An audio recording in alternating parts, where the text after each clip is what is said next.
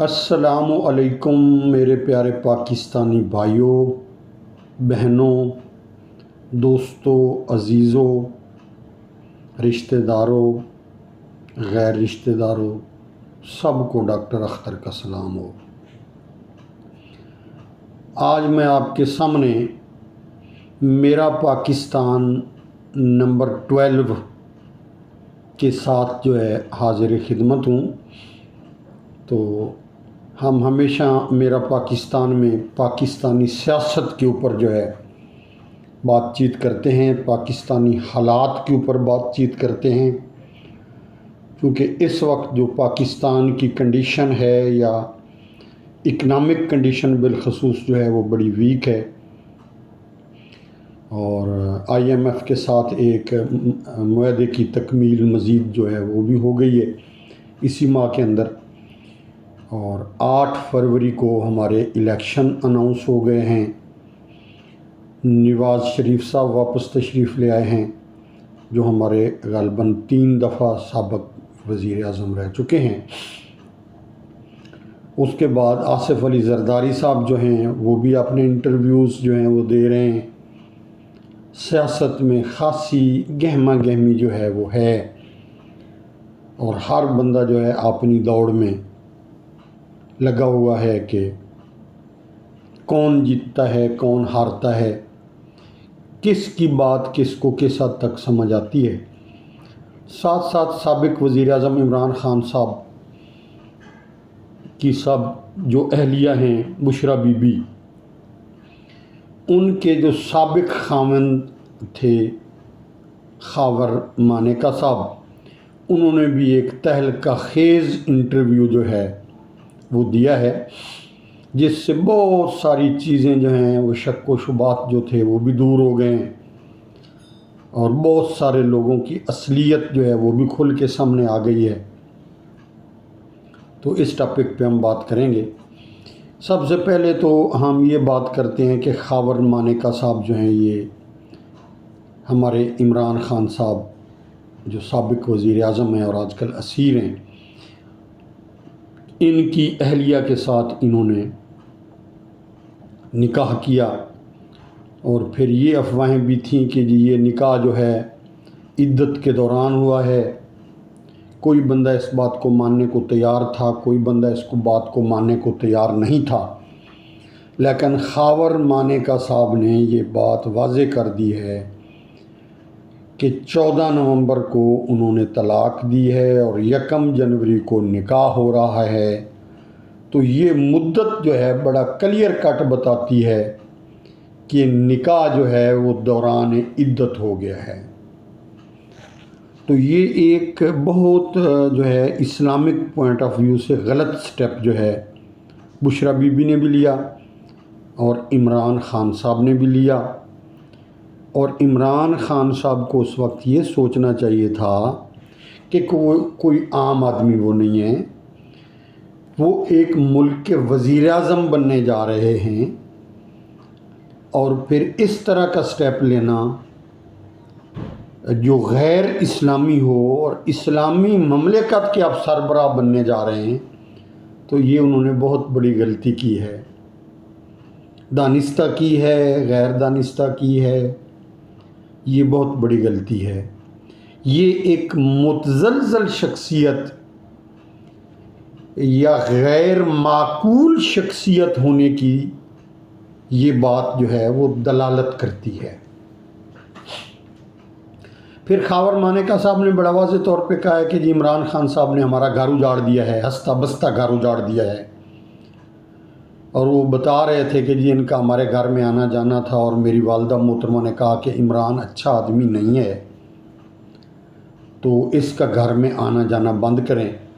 لیکن چونکہ بشرا be be کے اوپر میرا کنٹرول نہیں تھا، میں اپنا کنٹرول بشرا بی بی کے اوپر کھو چکا تھا، اس لیے انہوں نے ایک خفیہ فون رکھا ہوا تھا، جس کے ذریعے وہ عمران خان صاحب سے باتیں بھی کر لیتی تھیں، اور ہمارا دوسرا گھر ایک لاہور کے اندر ہے، اس کے اندر بھی جا کے خفیہ ملاقاتیں بھی کرتی تھی۔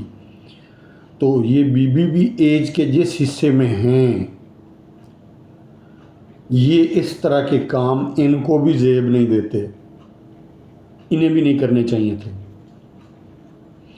اور خاور مانیکا صاحب جو ہے انہوں نے چلو بالآخر بانڈا جو ہے وہ پھوڑ ہی دیا کہ عمران خان صاحب اچھے آدمی نہیں ہیں اور انہوں نے ہمارا گھر اجاڑا ہے۔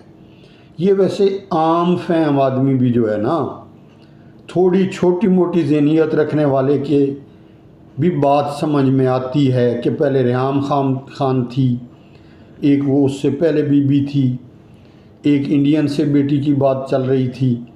تو شخصیت کو اگر سیاست میں لانا ہے اور ملک کا سربراہ بننے کے لیے جانا ہے تو ان چیزوں سے عمران خان صاحب کو اوائڈ کرنا چاہیے تھا، جو کہ وہ نہیں کر سکے، جس کی وجہ سے ان کی شخصیت جو ہے وہ ایک مذاق سا بن کے رہ گئی ہے۔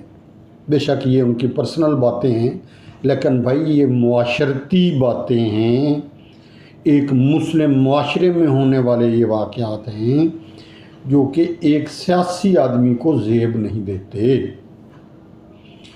اب آگے ہیں جی نواز شریف صاحب کی بات کرتے ہیں۔ تو نواز شریف صاحب عدالتوں کا سامنا بھی کر رہے ہیں، اور پرسوں مری کے اندر ایک کنونشن کے اندر انہوں نے بڑی خوبصورت بات کی، مجھے ان کی بات یہ اچھی لگی کہ یار میں عوام کے سامنے جھوٹ نہیں بول سکتا، اور جو کمٹمنٹ میں پوری نہیں کر سکتا وہ میں کبھی عوام سے نہیں کروں گا۔ یہ بڑی اچھی بات انہوں نے کی ہے۔ بات اور کمٹمنٹ وہ کریں جو آپ پوری کر سکتے ہیں، جس کو آپ فالو کر سکتے ہیں۔ ایک تو یہ بات۔ پھر آصف علی زرداری صاحب کا رات انٹرویو آ رہا تھا، بڑی خوبصورت بات آصف علی زرداری صاحب نے کی کہ جی بلاول بھٹو صاحب جو ہیں وہ ابھی نا تجربہ کار ہیں، اس میں کوئی شک نہیں ہے۔ صحیح بات انہوں نے کی ہے، تجربہ ہی ہوتا ہے۔ ان سکلڈ آدمی کو تو فیکٹری میں مزدور کوئی نہیں رکھتا۔ تو یہ ایک ملک کے وزیر اعظم ہونے کی بات ہے۔ تو ملک جو ہے اس وقت جس کنڈیشن سے گزر رہا ہے اس کے بارے میں تو یہ جو زرداری صاحب بڑے سمجھدار آدمی ہیں ماشاءاللہ، انہوں نے جو بات کی ہے کہ جی ایک قومی حکومت ہو، ایک تجربہ کار لوگوں کی حکومت ہو۔ وہ کہتے ہیں جی پوری سیٹیں تو کوئی پارٹی بھی نہیں لے سکتی، بات ان کی ٹھیک ہے، کسی نے بھی واضح اکثریت حاصل نہیں کرنی۔ بے شک اس میں جو ہے ہمارے باقی جو ملکی ستون ہیں ان کی انوالومنٹ ہو یا نہ ہو، مجھے یہ الیکشن فیئر نظر آ رہے ہیں۔ یہ فیئر حد تک الیکشن ہونے ہیں جس کے اندر جو ہے وہ سامنے آ جانا ہے۔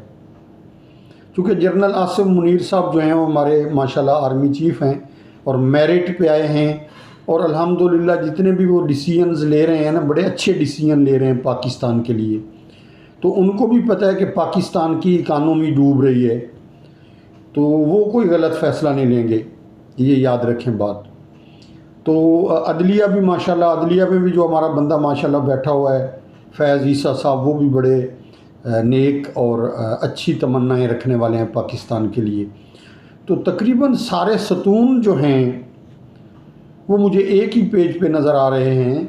اور آصف علی زرداری صاحب کی گفتگو بھی بڑی خوبصورت تھی کہ ایک قومی حکومت ہو، اس میں بھائی تجربہ کار لوگ بیٹھیں، سیٹیں بھی وہ لے کے آئیں، تجربہ کار لوگوں کو دیکھیں، ایکسپیرینس لوگ ہوں جو مل جل کر ایک دوسرے کی ٹانگیں کھینچنے کی بجائے اکانومی کو درست کریں۔ اس وقت ہمیں اپنی اکانومی کو درست کرنا ضروری ہے تاکہ ملک بچ سکے، آبادی کنٹرول کی جائے۔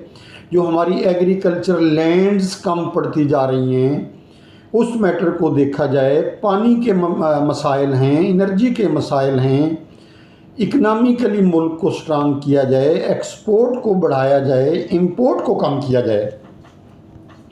تو یار یہ سارے مل کے بیٹھے ہیں ہمارے لیے۔ آصف علی زرداری صاحب بھی قابل احترام ہیں، نواز شریف صاحب قابل احترام ہیں، مولانا فضل الرحمان صاحب کو پوری جو ہے اہمیت دی جائے، اور جو دوسرے جماعت اسلامی کے مولانا ہیں ان کو بھی پوری اہمیت دی جائے، بیوروکریسی کو پوری اہمیت دی جائے، آرمی کو پوری اہمیت دی جائے، اور عدلیہ کو پوری اہمیت جائے۔ سارے لوگ ایک ہو جائیں اور ایک ہو کے ملک کی بہتری کی دوڑ میں پڑ جائیں، اور کسی بات کی یا تنقید کی یا وہ وقت گزر چکے ہیں۔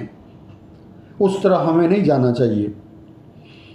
ہر جو بندہ کسی بھی پارٹی سے الیکٹ ہو گیا اور وہ کرپٹ نہیں ہے اس کو لے آئیں حکومت میں، خواہ وہ زرداری صاحب کا ہے، خواہ وہ جماعت اسلامی کا ہے، خواہ وہ ایم کیو ایم کا ہے، خواہ مسلم لیگ نون کا ہے۔ یار اناج چھوڑ دیں، اناج چھوڑ دیں، ملک کی ترقی کا سوچیں۔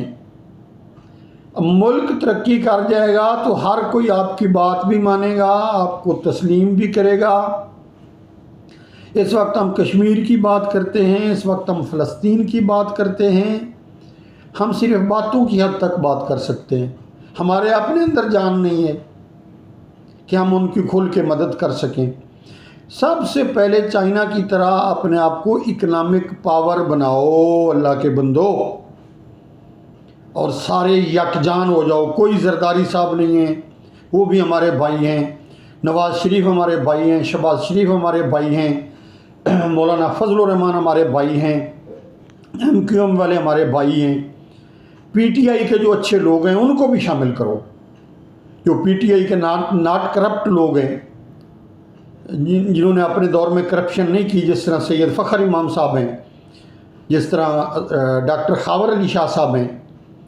تو ایسے لوگ جن کے اوپر کرپشن کے الزامات نہیں ہیں، جن کا تجربہ ہے، جو ملک کو آگے لے جانے کی صلاحیت رکھتے ہیں، وہ بے شک کامن پرسن مجھ غریب جیسا کوئی ہو اس کو آگے لیں، تاکہ ملک کی معیشت جو ہے اس کو ہم سٹرانگ بنا سکیں اور یار ہم دنیا میں کوئی مقام پیدا کر سکیں۔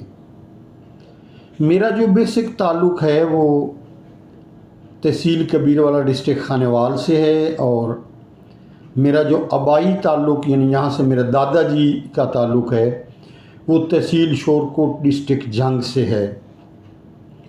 تو اس ملک کے حالات دیکھتے ہوئے، واقعات دیکھتے ہوئے، میں ایک غریب آدمی ہوں، ٹیکس میں ضرور گورنمنٹ کو پے کرتا ہوں، ٹیکس پیئر ہوں میں، میری وائف بھی ٹیکس پیئر ہے، تو تھوڑا بہت کھانے پینے جتنی زمین بھی ہے، اور اللہ کا شکر ہے حلال کی روزی جو ہے اللہ دے رہا ہے۔